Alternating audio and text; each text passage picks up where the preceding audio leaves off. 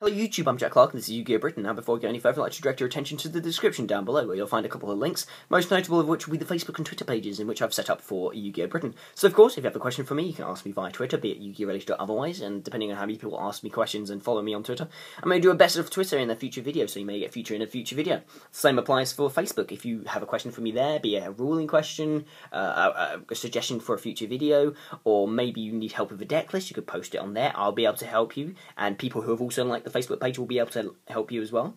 In addition to that, if you have a cool Yu-Gi-Oh! Picture, or maybe you have a cool Dueling Network screenshot you want to share with everyone, maybe you've made someone rage quit, maybe you've got an awesome field, or maybe Squiddy's just done something stupid, then you can post it on the Facebook page, and of course I will feature the best images that people have submitted to the Facebook page in a future video, so you may get featured in a future video, so that sounds awesome, and please go like and follow me on Twitter and Facebook respectively.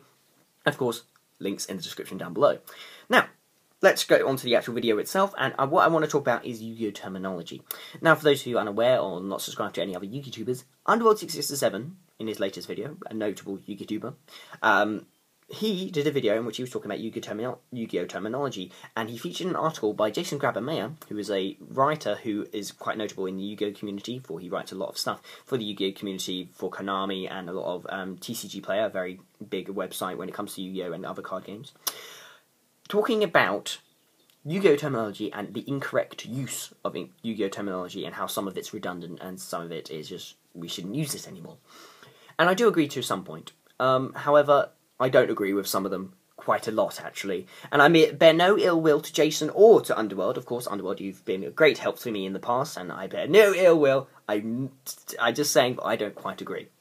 Now, the 2 points that I really don't agree with are card advantage and banned list. Now, card advantage as a term, basically you use it to analyse a card. If something is good in terms of card advantage, that means, for example, okay, I have Red Gadget in my hand. I summon Red Gadget. I have not lost any card advantage. Your hand and your field, that's the same amount of cards. I summon Red Gadget, and then I add a Yellow Gadget to my hand. In terms of card advantage, I have now got one more card than I had before. So that is a +1 in terms of card advantage.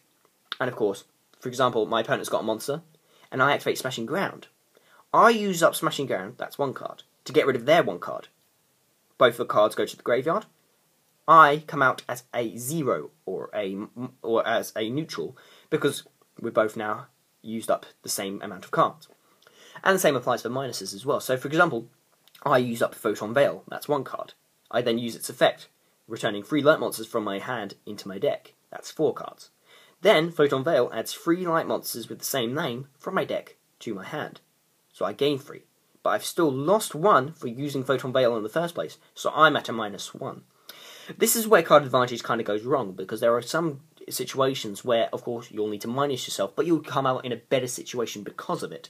So, for example, this is a very specific example, but my opponent has a Blue Eyes White Dragon on the field, and I have more than 2 monsters on the field. I have 5 monsters on the field, let's say that. Now, my opponent has 1,000 life points, and I have Breaker, the Magical Warrior, in my hand. None of my monsters on the field can get over that Blue Eyes White Dragon. In this case, if I activate Dark Hole, destroy their Blue Eyes with it, and destroy all my monsters with it, if I have 5 monsters, I'm at a -5. That's a hell of a lot of card advantage I've just lost. However, summon Breaker, attack directly, and I win. In that situation, that -5 is inconsequential, because I've just won the duel, which is the entire point. So, of course, in that way, card advantage doesn't even apply. And this applies to a lot of other things as well. So, a card like Reckless Greed. Is that a +1, or is that a neutral? Or is it a -1? You don't know, because it allows you to draw 2 cards, but you don't get to draw for the next 2 turns.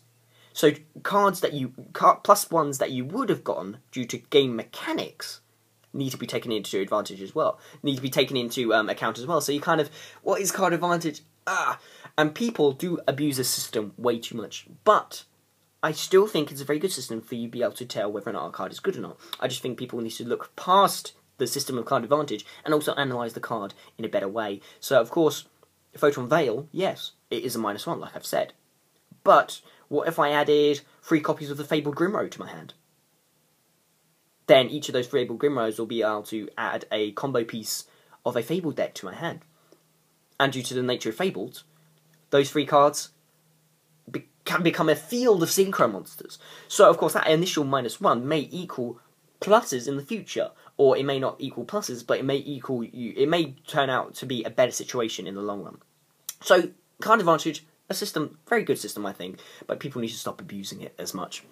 Now, the last point I want to talk about is banned list. Now, Jason specifically said in his article that he didn't like the term banned list because it implies that you can never use it. It's banned outright. You can't use it. Which is not the point of the Forbidden Limited list. Forbidden Limited list, of course, applies restrictions to certain cards, how many you can use of it. However, no card is on the list forever. I mean, Blackluster Soldier Envoy at the beginning is off the list. But all cards will come off and on appropriately, depending on the game and such. Which kind of brings up a point. Banned implies that you can't use it. Yeah, okay, I guess that's fair to say. But doesn't forbidden also imply the exact same thing? If it is forbidden, then you can't use it, right? And that means the exact same thing. I don't get it. That's just arguing semantics and taking the piss slightly, I think. And especially in the fact, even if that weren't the case, and the Forbidden Limited list was just the banned list, of course, oh, but it's not because it's never actually banned outright. Yeah, sure. But if I say banned list, and I know I mean advanced and the advanced list or the Forbidden and Limited list, and you know that as well, then what's the problem? These terms are used to facilitate the exchange of information. So if I say something, and I understand what I mean, and you understand what we mean, then the term is perfectly viable, it makes perfect sense, because we both understand what we mean. This is what words are for. If I understand and you understand what we're talking about, then it doesn't matter. I could say banana list, but if I knew I was referring to the advanced list, and you knew I was referring to the advanced list, then it could be called banana list. But of course, at least this way, banned list actually implies there's some kind of restriction. Of course, ban may or may not imply that you can't use it outright, but it implies there's a restriction in some way, shape or form, which makes it a better term than banana list, for example. So in that case, I think you're kind of taking the piss slightly, and I think it's just kind of arguing semantics, and people will use whatever terms they like. If I say machina gadget, and someone else says machina gadget, you know I'm referring to machinas, and you know I'm referring to machinas. It doesn't matter. Pronunciation, different terms, it doesn't matter as long as we both know what we're talking about. And I think people need to get over that. If I say machina, oh no, but it's machina. No one cares. You know what I'm talking about. And that's pretty much it.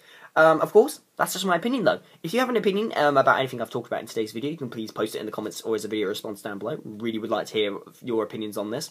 And of course, let's get some kind of discussion going. Share this with your friends, like, comment, favourite.